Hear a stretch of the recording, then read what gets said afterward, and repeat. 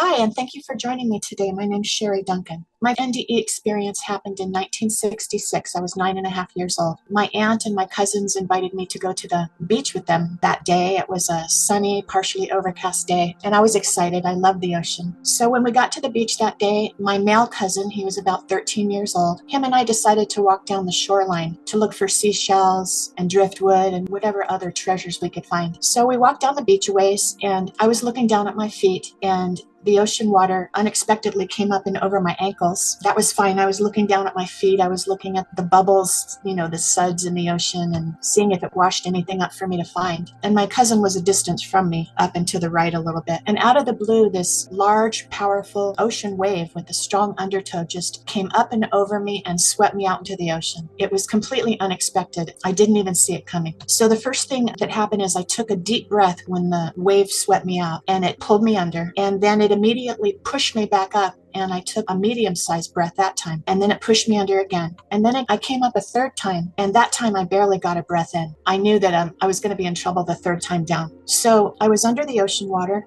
and I immediately had a tantrum and started telling God off. Believe it or not. I'm like, are you kidding me? I'm only 9.5 years old. I haven't had a chance to do anything yet. You're taking me now?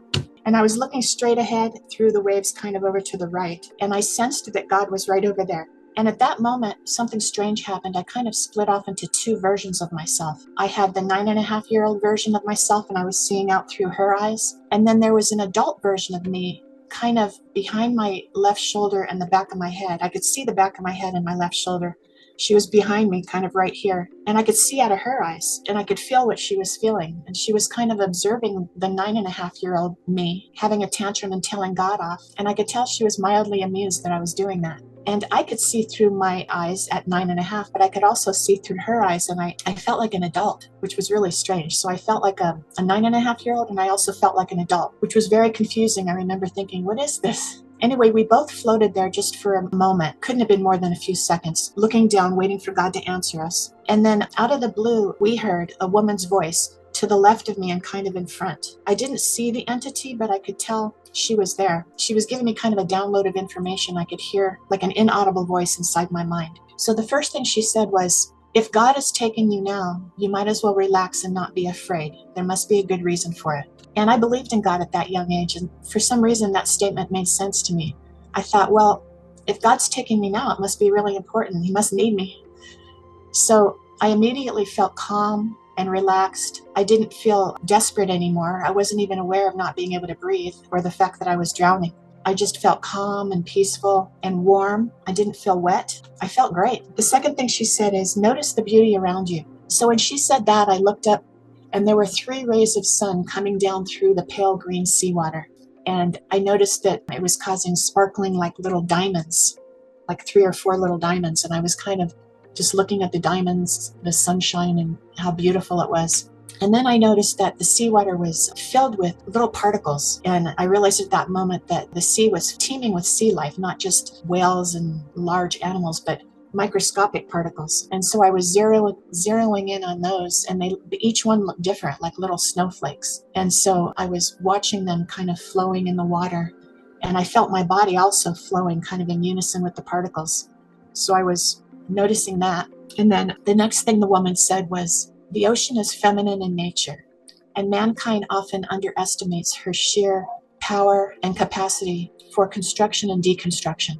So I was only 9.5. I didn't fully understand what she meant, but I thought about the ocean being female, feminine, and at that moment I could feel the massive amount of ocean water behind me. It felt like a country. It was so big. And I was picturing whales and dolphins and octopus and all the sea life teeming through the ocean, and now I was part of it, and I was concentrating on that. And then totally and completely unexpectedly, a really strong wave pushed me out onto the shore and slapped me really hard onto the wet sand. And I took a deep breath. What I learned from that experience is the moment you surrender to God is the moment you step into the most beautiful, peaceful environment you can ever imagine. And that was that experience. I had a second NDE experience in 2021. I was in my mid-60s. I had been diagnosed with sleep apnea. And since I lived in a small town, a really remote town, I was put on a waiting list to get a CPAP machine, and the waiting list was about 2 months. So because of that, I often didn't get good sleep, so I would take naps during the day. What I didn't realize was how severe my case was. I was stopping breathing about 20 times an hour, so once every 3 minutes. So it was a really severe case, but I had no idea about that. So one day I decided to take a nap. It was around 1 in the afternoon. I laid down on my bed in my bedroom on my back, and I fell into a deep sleep. All of a sudden, I found myself in a dark room. And it's hard to explain what it feels like when you're on the other side, but you feel more alive than you do here on Earth. And I knew I was really there. So I knew I was no longer asleep. I wasn't dreaming. And so the first thing I said was, "This is real." And the moment I said that, I thought about my body back in the bed. And I was immediately beside my body, floating there, beside my face, looking at my cheek on the right-hand side of my body. So I was looking at my face, and the body seemed peaceful. And then I jumped into the body. The body's eyes were closed, but I was looking through my eyelids up to the ceiling, and then I looked at the door of the bedroom. And then I popped out of my body again, and I was looking at my face. So as soon as I felt satisfied that I could jump into my body and out of my body at will, I was back in that dark room. So I turned around and I adjusted my eyes to the room, and what I saw were, I was in a saloon, and there were cowboys sitting all around the saloon at round tables, drinking whiskey or whatever they were drinking, and they were all looking up to a backlit stage with dance hall girls kicking their legs up in unison. And the first thing I was thinking to myself is, why am I in a saloon? And I got a download of information in my right ear that said that I was creating that scene. But how I understood it was, it's like a radio when you change the dial and you dial into a radio station. It was kind of like that. Somehow energetically, I dialed in to that environment, and I was told I was in an astral. So I adjusted my eyes to the room, and the next thing that happened is a barmaid brought a drink over to a cowboy at one of the tables, and he immediately touched her backside inappropriately. And that made the cowboy sitting at the next table get mad, and he stood up and he punched that cowboy. And then another cowboy stood up and punched that cowboy. And then all hell broke loose, and all the cowboys were fighting each other. And at that moment, I noticed the dance hall girls. Their mouths were round, their heads were swaying back, and their arms were flailing, and they were screaming. At that moment, I decided that I said out loud, this isn't for me, because I never understood fist fighting and I didn't enjoy it. So I felt like I was not in the place I was supposed to be. So I turned my head to the right, and that's when I realized I wasn't in a body. I was in an orb of energy, a circle.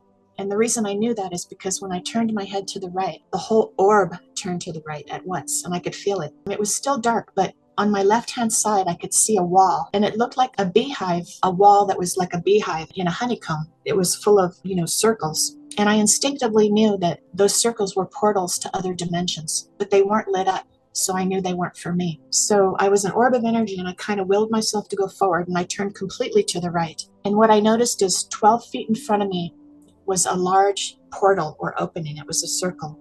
It was 7.5 feet tall and 7.5 feet wide, and it was lit up. And what I could see through the portal was a beautiful blue sky with puffy white clouds. I saw the tops of trees with various shades of green, and the leaves were slightly swaying in the wind. And then a little bit onto the right-hand side, I could see rolling hills and flowing meadows with beautiful wildflowers. And I felt the portal drawing me in. I wanted to go forward, and I wanted to go through it. But at that moment, I thought to myself, am I dead?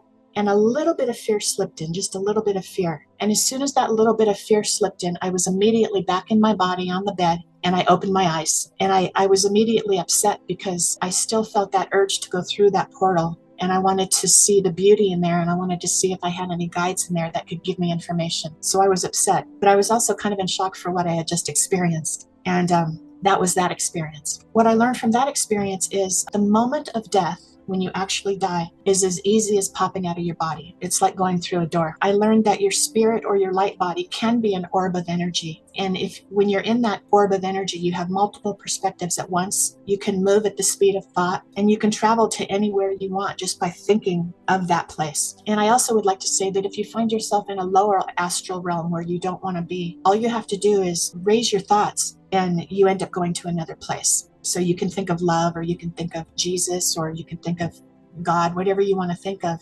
that's higher than that, you can travel to that, out of that place to a different place. Those are my 2 NDE experiences. How those changed my life, just a multitude of ways. I gained an ability, I guess you'd call precognition, where I could see into the future sometimes 2 days straight, sometimes a few weeks ahead. I was never able to control it, but that's one of the abilities I got. Sometimes I'd be woken up by somebody saying my name. I had the ability to see animals like cats or dogs. They'd be walking by me, and I knew they were there, and then I'd look and they wouldn't be there. Anyway, I got various abilities. The main change was that I craved authenticity, and it was hard to be around inauthentic people that put on airs.